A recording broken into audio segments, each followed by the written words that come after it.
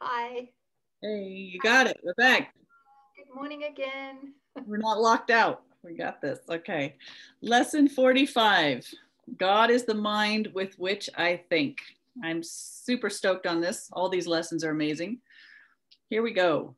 Today's idea holds the key to what your real thoughts are. They are nothing that you think, just as nothing that you think you see is related to vision in any way. There is no relationship between what is real and what you think is real. Nothing that you think represents your thoughts. Nothing that you think represents your thoughts resembles your real thoughts in any respect. Oh, wow. That's big, isn't it? We don't know nothing. Nothing that you think you see bears any resemblance to what vision will show you. Oh my gosh. Let me just say this, that when I first read this, I remember it being highly insulted.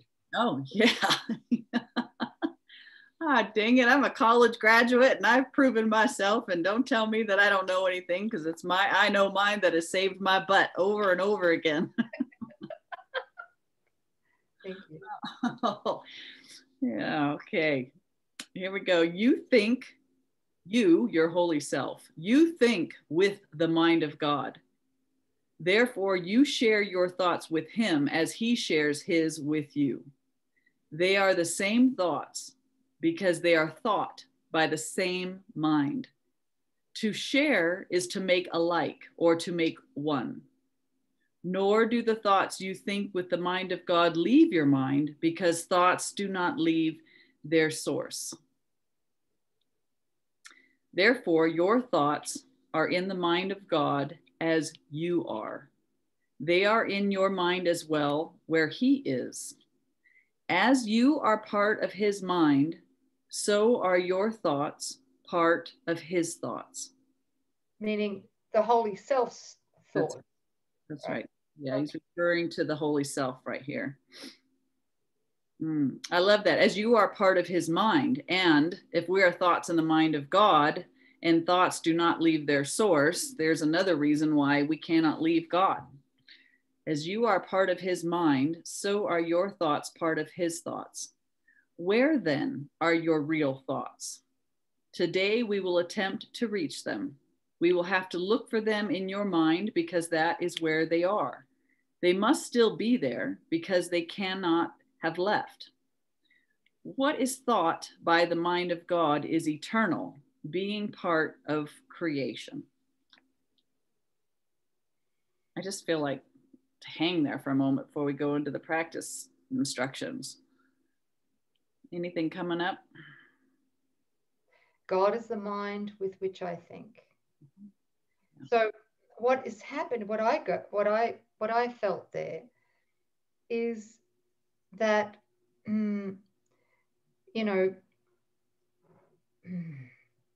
we are, of course, we are the Son of God. All of us are, right? We can't leave the mind of God, but we can choose to lose awareness of that, right? And that's all we're trying to do with these lessons, is to regain that awareness of our identity in God, the joy that accompanies that, the happiness, the abundant supply that comes with that. There's no lack, there's no conflict, there's no pain. This is the bliss of remembering our true identity. That's what we're trying to remember in these lessons.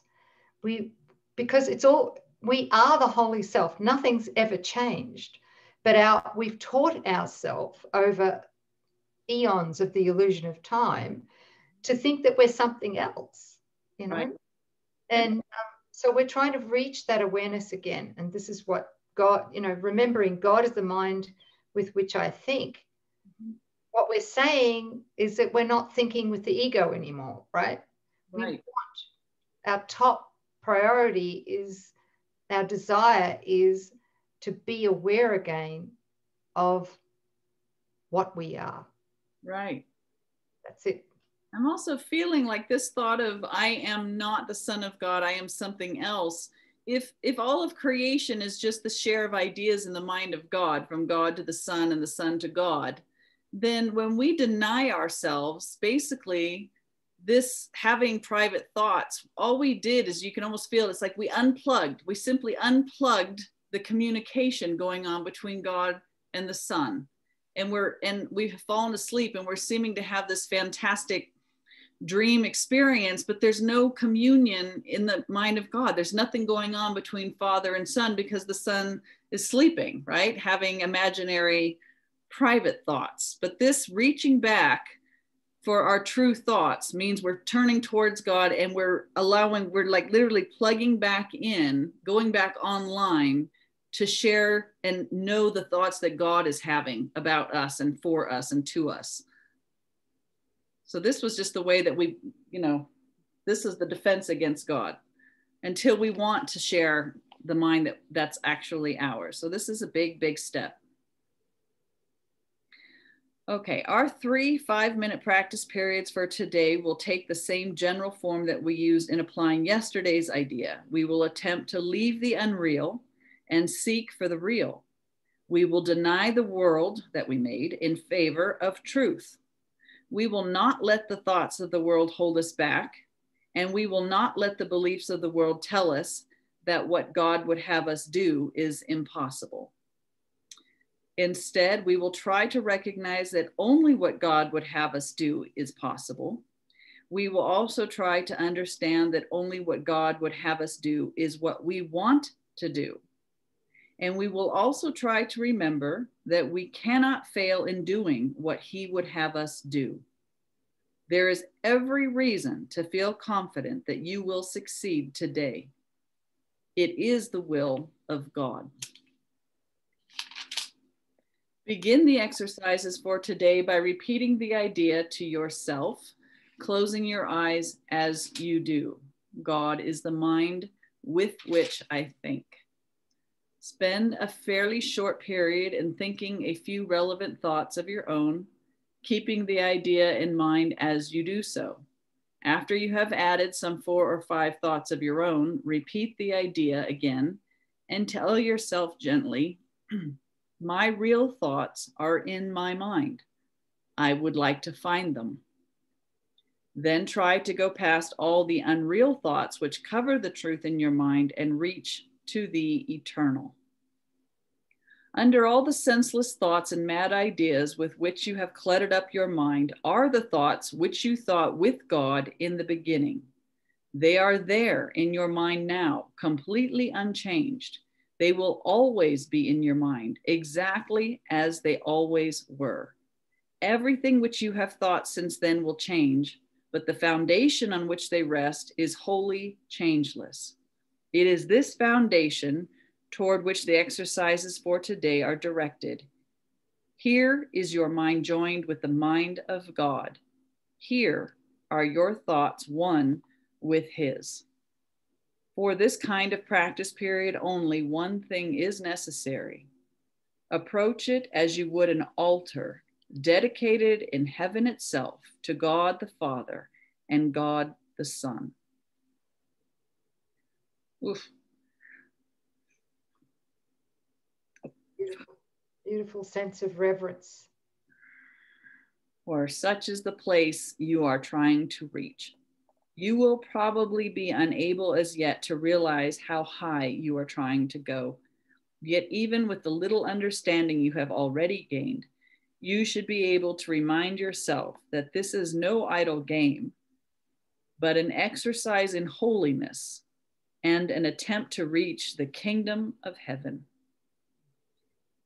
In using the shorter form of applying today's idea, try to remember how important it is to you to understand the holiness of the mind that thinks with God. Take a minute or two as you repeat the idea throughout the day to appreciate your mind's holiness. Stand aside, however briefly, from all the thoughts that are unworthy of him whose host you are, and thank him for the thoughts he is thinking with you. God is the mind with which I think. Thank God. Beautiful. Yeah. Lesson 45. Oh. Good stuff. Good stuff. Thank you. Thank you for letting that really, really pierce your heart. Yeah. Because it helps to heal us all. Yes. Thank you, sis. It'll be the best thing you ever did, drawing close to God. It's the only thing. Oh, that's where our safety, that's where our security, that's where our love is. It's life itself. It is. And it's a love that's so beyond the world's substitute. Yeah. Just all up in God's heart right now. Thanks, everybody. Thanks for healing my mind. And thanks for joining us for lesson 45. Thank you. See you next time. Yeah. Bye.